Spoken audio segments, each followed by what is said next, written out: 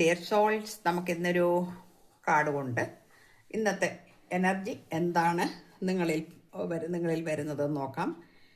അതായത് ഇതൊരു general reading ആണ്, അതുകൊണ്ട് എല്ലാവർക്കും ഇതേ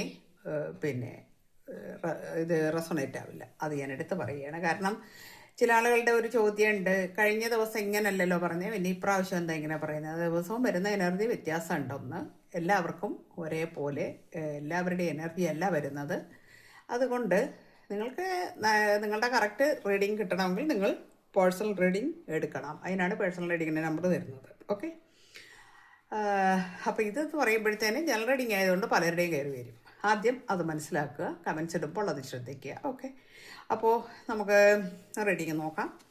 റീഡിങ് വരുന്നതെന്ന് ദ ചാരിയോട്ട് എന്ന കാർഡാണ് നമുക്ക് കിട്ടിയിരിക്കുന്നത്. എന്താണ് ചാരിയോട്ട് എന്ന് പറയുമ്പോഴത്തേന്, ദ ചാരിയോട്ട് അസോസിയേറ്റ് ചെയ്യുന്നത് സോഡിയാക് സൈൻ എന്ന് പറയുന്നത് ക്യാൻസറാണ്.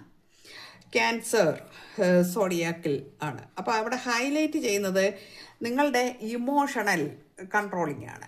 അതായത് നിങ്ങൾ സാധാരണ ക്യാൻസർ എന്ന് പറഞ്ഞാൽ തന്നെ നമുക്കൊരു കുറച്ച് ഇമോഷണലായിട്ടുള്ള ഒരു വൈബാണ് നമ്മൾ കണ്ടുവരുന്നത്.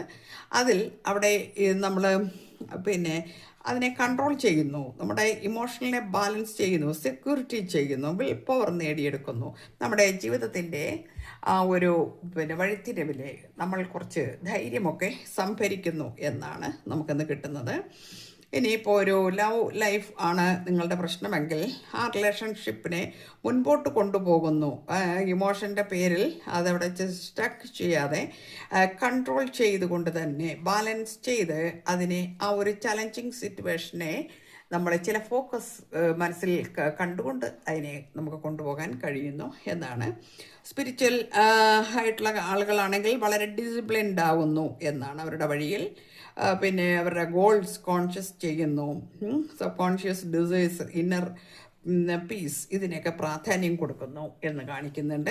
അതുപോലെ തന്നെ കരിയർ അല്ലെങ്കിൽ മണിയാണെങ്കിൽ ambition, hard work and achieving goals through determination. നിങ്ങളൊരു നിശ്ചയദാർഢ്യം എടുക്കുന്നു, എല്ലാ കാര്യത്തിലും എല്ലാം നേടിയെടുക്കും എന്നുള്ള ആ അഭിവാഞ്ച നിങ്ങളിലേക്ക് കടന്നു വന്നിരിക്കുന്നു.